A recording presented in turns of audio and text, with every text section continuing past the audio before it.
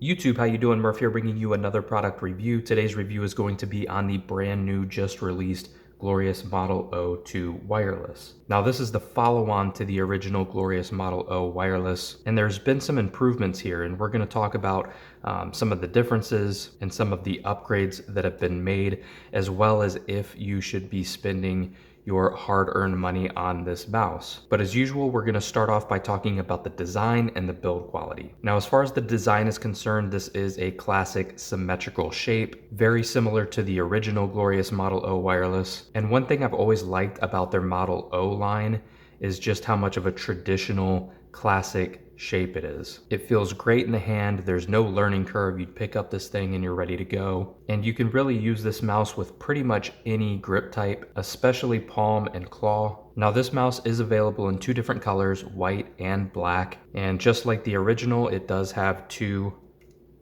RGB diffusers on here, one on each side, and that looks very good.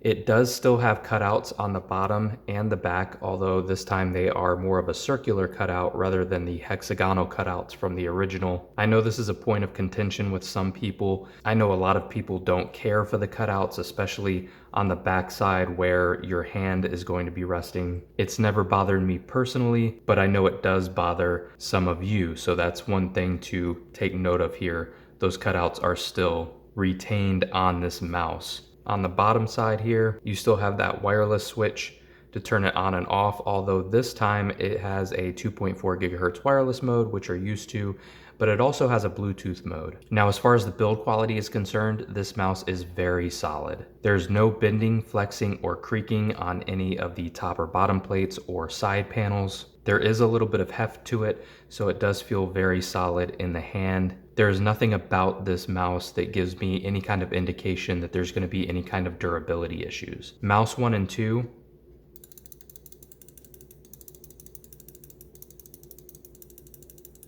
sound and feel very good, very clicky, tactile, and they're quite light as well, so very spammable. The scroll wheel feels very good, nice amount of tension there, and you can still feel those individual steps in between. Moving on to the side buttons, mouse 4 and 5. Also sound and feel pretty good. I will say that they are a little bit on the softer side. They're a little bit mushier than I would like. I wouldn't say they're bad at all, but I would like a little bit more tactility out of those, especially this rear one right here feels a little bit mushier than the front. Not terrible, but something to note. Overall, as far as the build quality is concerned, very solid. So we've talked about the design and the build quality. Now let's talk about some of the technical specifications. Now I'm going to throw the tech specs up on the screen so you can read it for yourself.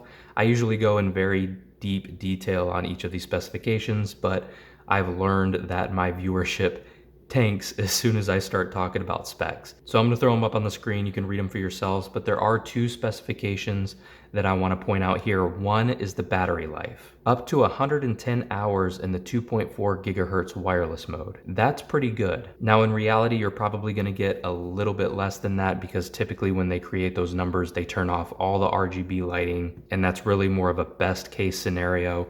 But still, that is very good battery life out of the 2.4 gigahertz here. And in Bluetooth, you actually get about double that. The other specification to pay attention to here is the sensor. This is using their new Glorious BAMF 2.0 sensor, and that is a pretty significant upgrade over the previous BAMF sensor. I have always said that the original Glorious Model O wireless is pretty underrated. It was a really good mouse, but the knock on that is the sensor, even when the mouse was released, was relatively outdated. This kind of changes the game a little bit because the BAMF 2.0 sensor is significantly upgraded. It has a much wider DPI range now, a higher tracking speed, and while this isn't the most advanced sensor on the market, this does finally bring it in line to where it should be in comparison to its competition. Which brings me to my overall thoughts on this mouse. This is a solid mouse, and I've enjoyed the time that I've used it so far. It's also a pretty decent upgrade from the original Model O wireless, which begs the question, should you buy this mouse? Or more specifically,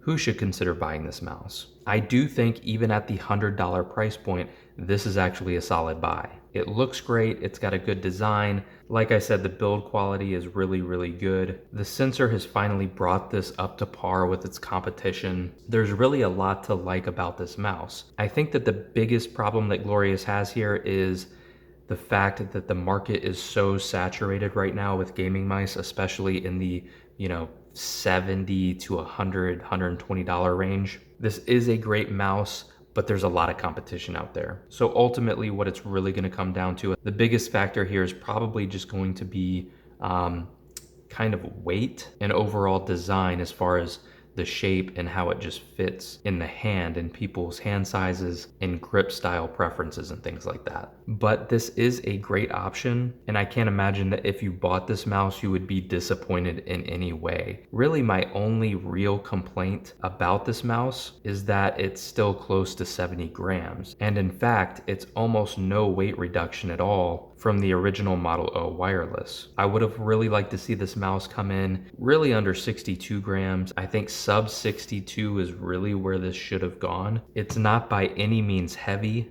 but if you're looking for a very lightweight gaming mouse, which seems to be the direction that consumers are going, then this is a little bit heavy, especially when you consider something like a closed shell mouse, something very similar to a Razer Viper V2 Pro, which is very similar in size and shape, but is a good bit lighter than the Model O2 wireless. What I will say here is that the Model O2 wireless would be a pretty nice upgrade, especially if you already like the glorious Model O wireless. I think they did enough here to justify an upgrade if you're interested in doing that. Also, if you're just looking for a sub $100 mouse and you like the shape and the design of this one and the aesthetics and all of that, I could also see you buying this mouse. And referring back to the Razer Viper V2 Pro, I think somebody who is looking for a mouse like the V2 Pro, as far as size, shape, technology, all of that, but isn't willing to shell out over $150 for a mouse, this is actually a very good alternative. It doesn't have the optical switches, the sensor isn't quite as advanced, and it is just a bit heavier, but ultimately you're getting, almost 90% of the way or so to the V2 Pro, but you're saving yourself like 50, 60 bucks. So that's another category of people who maybe should consider buying this mouse. And with that being said, that pretty much wraps up this video. I hope you guys enjoyed the review. If you did enjoy it and found it useful, make sure to hit the thumbs up button. Also, if you want to continue seeing other content like this, make sure to subscribe to the channel, turn on notifications so you can be notified of when I post new content, and YouTube will catch you later.